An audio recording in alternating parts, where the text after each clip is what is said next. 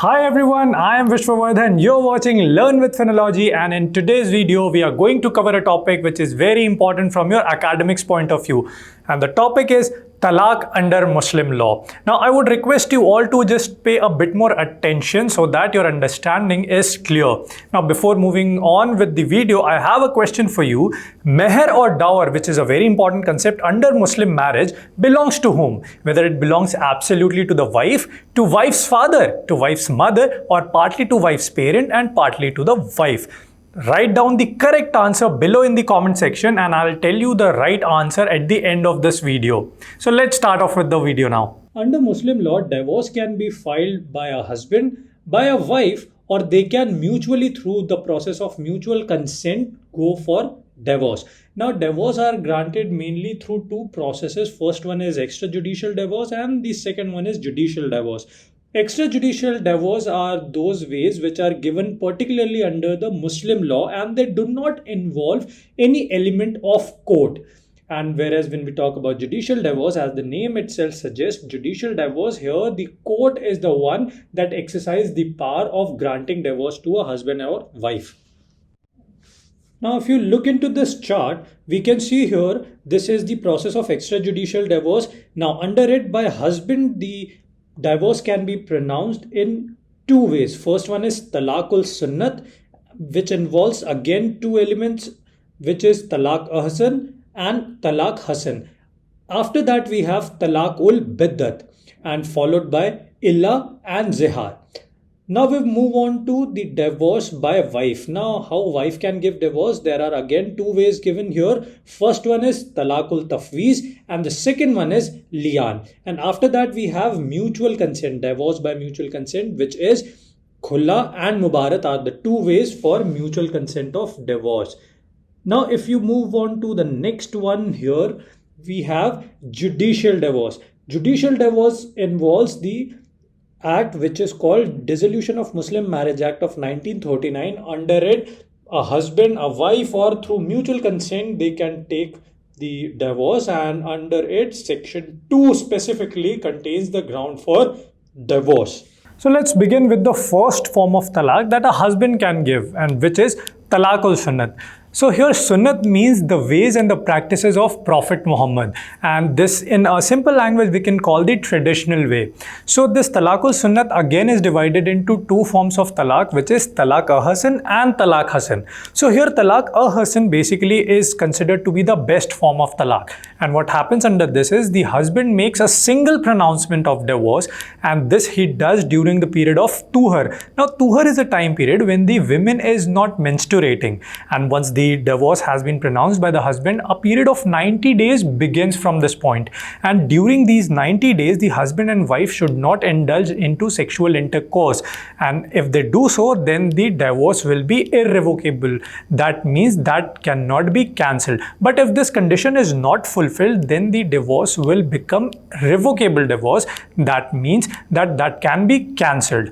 Now this 90 days period is very important because during this time, if the husband and wife thinks that they want to continue their life together, they can do so and revoke their divorce. And if during this time they want to use any other method for their reconciliation, that is arbitration, mediation or conciliation, they can do so and they can continue their life from there. And now let's move to talaq-ahasan. Talaq-ahasan is considered to be a good form of talaq. Like talaq-ahasan was the best form, talaq-ahasan is a good form of talaq. So what happens under this is the husband makes three pronouncements. Now this is not that triple talaq case, and I'll tell you how. The pronouncements are made in three successive tuhars. So the first pronouncement is made in the first tuhar, and that tuhar is a period when the woman is not menstruating, and then a few days of wait when the woman is menstruating, and then the second pronouncement is made in second tuhar, and then the third pronouncement made in third tuhar. So this is how this talaq-ahasan works. So during this time, again the important condition is the husband and wife should not indulge into sexual intercourse. Now here one more interesting thing to note is, suppose if the husband has made the first and the second pronouncement, and if he thinks now that he wants to live his life with his wife, then he can continue his marriage from that point on. But if the three pronouncements have been made, then in that case that marriage will be dissolved and the husband and wife will get separated. And the next form that we are looking is the talaq-ul-biddat. Now this is the controversial triple talaq. What happened under this was, if the husband would make talaq pronouncement 3 times, the marriage would get dissolved. Now there was no system like what we have seen under talaq-ahasan, that the pronouncement should be made in 3 successive tours. At any time if the husband makes 3 pronouncement of talaq, the marriage would dissolve. Now this was declared unconstitutional in the Saira Bano versus Union of India case of 2017, and this is not in practice now.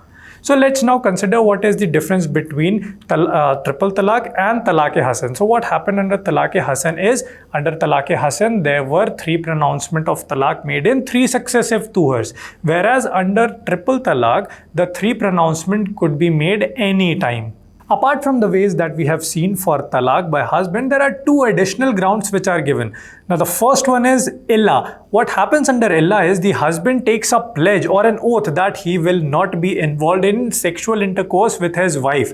And if he does so for a period of 4 months, then the right is automatically given to the wife, wherein she can approach the court to get a decree of divorce, or even she can ask for restitution of conjugal rights with her husband.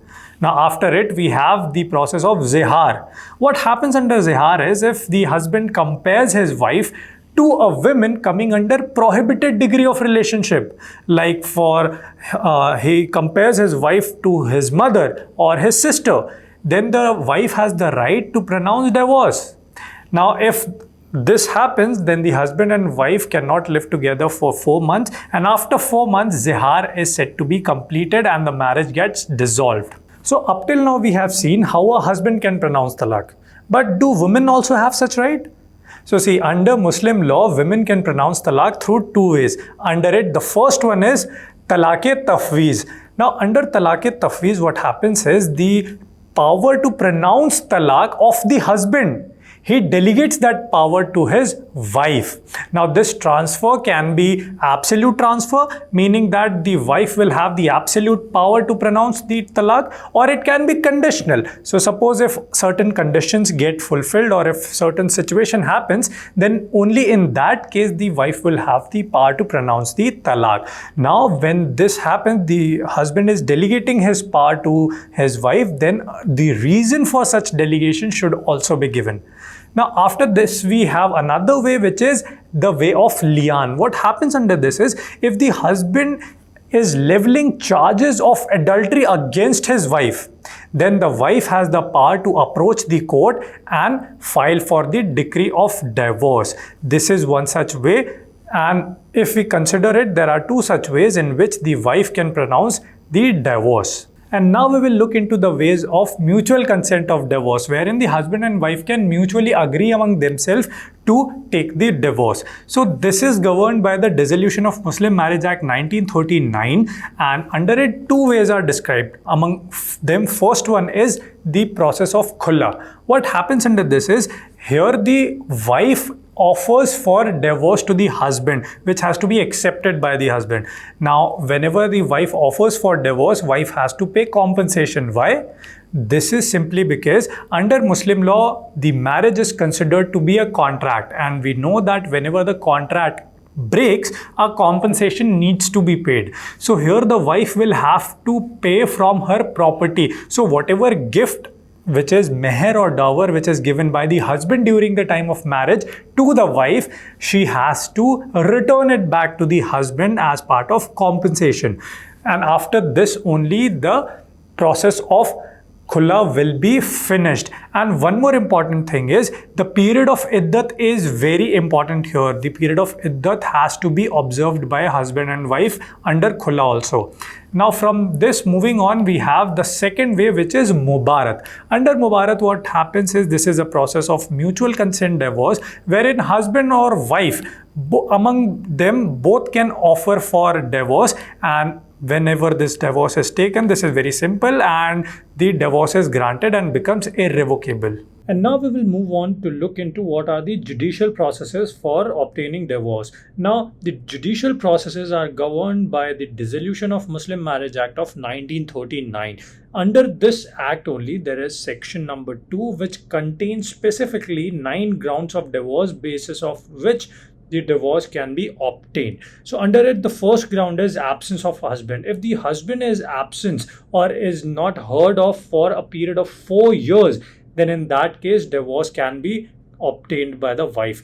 Then comes second point, which is failure to maintain. If husband, without assigning any reason, is unable to maintain her wife for 2 years, then in that case also divorce can be sought. Then comes imprisonment. If the husband has been imprisoned for 7 or more years, then in that case divorce can be sought. Then comes failure to perform marital duty.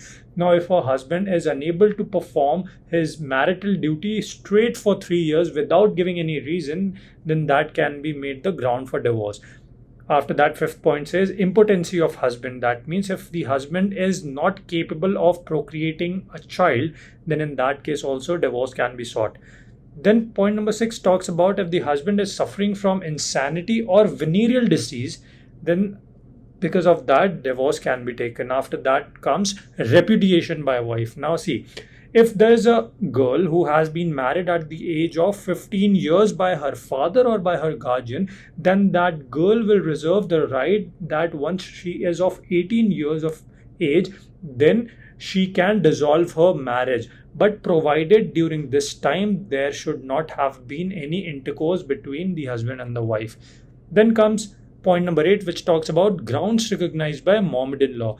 This basically says that any additional grounds which are mentioned under Mohammedan law to get the decree of divorce through judicial process can also be made the ground. Then comes 9th point, which is cruelty by husband. Now, cruelty would include physical assault, and also it would include if the husband speaks anything about the character of the wife, giving false statements.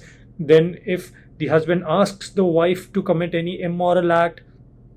Then comes if wife is not allowed to practice her religion. And at last we have that if there is more than one wife of the husband, these are additional grounds under cruelty for which divorce can be sought. So the answer to the question that I've asked you in the beginning of this video is option A. It belongs absolutely to the wife. So I hope that you have liked this video and this was helpful for you in understanding what is talaq under Muslim law. So please do not forget to like and share this video and subscribe to our channel of Learn with Phenology, and also you can follow us on our Instagram page at Phenology Legal.